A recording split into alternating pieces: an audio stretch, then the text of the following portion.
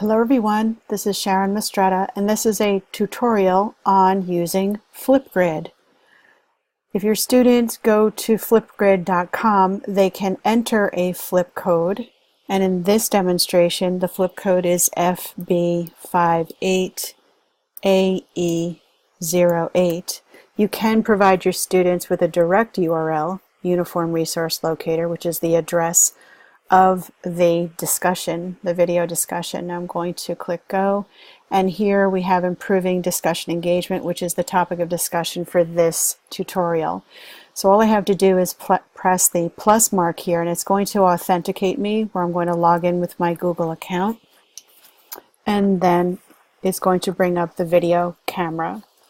So what I'm going to do now is I've prepared a Word document that is has what I want to say in the discussion prompt. So what I'm going to do now is I am going to press the record button, and it's going to count down with 3 dots, and then I am going to deliver my discussion, and then when it's through, then I can review it and then submit it to the platform. So here we go. And what I just wanted to do is to point out that I have the 5 minutes right here, which is the limit set for this particular discussion. It can be less, but this is 5 minutes. I did practice in a Word document reading this and timed it on my iPhone, and I did notice that it was only 4 minutes long, so I was under the amount of time. So I'm going to press record. It's going to count down. My analysis of preparing students for a global economy and connections to multicultural education begins with a comparison of 21st century skills and a World Economic Forum definition of the 10 skills one needs to thrive during the fourth industrial revolution in a global economy of 2020. To operationalize the fourth industrial revolution is the power necessary for production characterized the first, second, and third industrial revolutions, so steam, electricity, and computer electronics respectively. Gray in 2016 defines the fourth industrial revolution as an era that focuses physical devices, digital technology, and biological innovation. The Partnership for 21st Century Learning is a collection of skills to succeed in the present millennium, called by teachers, education experts, and leaders in a business sector. The collection begins with a list of disciplines that banks in 2015 would call school knowledge, which consists of textbook content that is rarely examined by students regarding underlying assumptions. So while the 21st century framework for learning begins with a list of subject disciplines, including technology proficiency, life and career innovation skills, there is one skill that appears in the World Economic Forum list that the P21 framework lacks, and that's emotional intelligence. So Solovey and Mayer in 1990 coined the phrase emotional intelligence, which I will refer to in the future as EI, as the ability to monitor one's own or others' feelings, to differentiate among emotions, and to act upon them to guide thinking and actions. Gray in 2016 offers a comparison of the World Economic Forum list from 2015 to the list of skills needed to compete in the global economy of 2020. EI was not on the list of 2015. Banks in 2015 suggests that empathy for others requires higher order thinking skills that move beyond textbook knowledge to consider the plight of people victimized by U.S. expansion practices.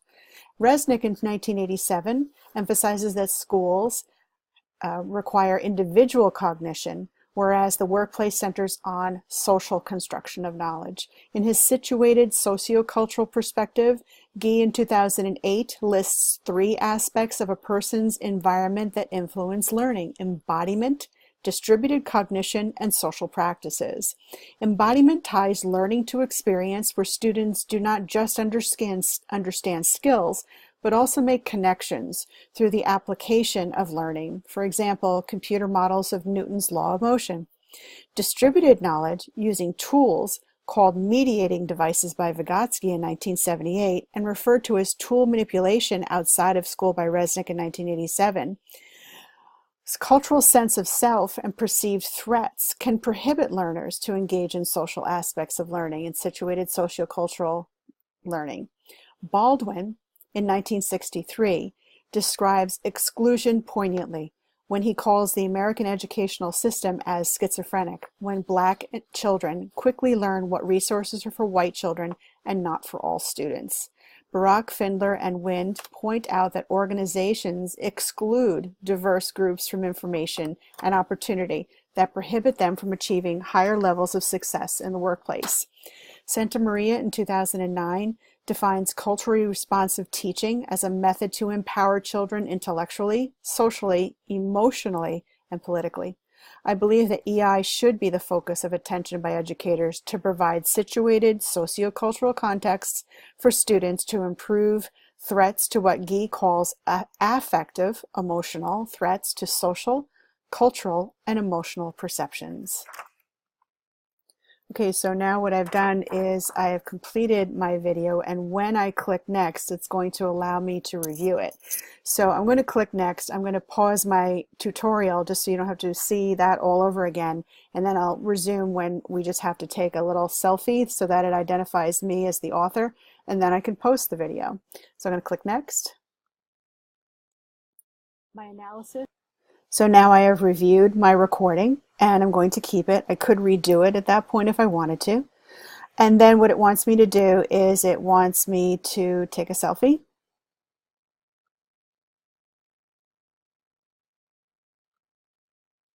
And if I wanted to, I could add some emoji if I wanted to.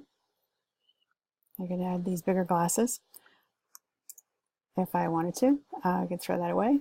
So there's all sorts of other things that you can add. And the students, if you're using this with students, they really do like this type of feature. Okay, so I'm going to put the little globe there, and then I'm going to submit. And there we are. So now it's complete. And when I come over here, I'm going to see all of the accumulated videos. So as everyone records their video and then submits it, it's all on this platform. So all we have to do is just come over here to improving discussion engagement, and you will be able to click on the recording. My analysis of preparing students for a global economy and connections to multiple.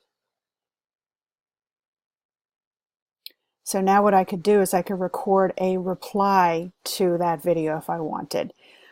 So I'm not going to record a reply to my own video, but you can see that in the same way you'll be able to record your response to your classmate. My analysis of preparing students for. Okay, so that is how we record a Flipgrid. Thank you.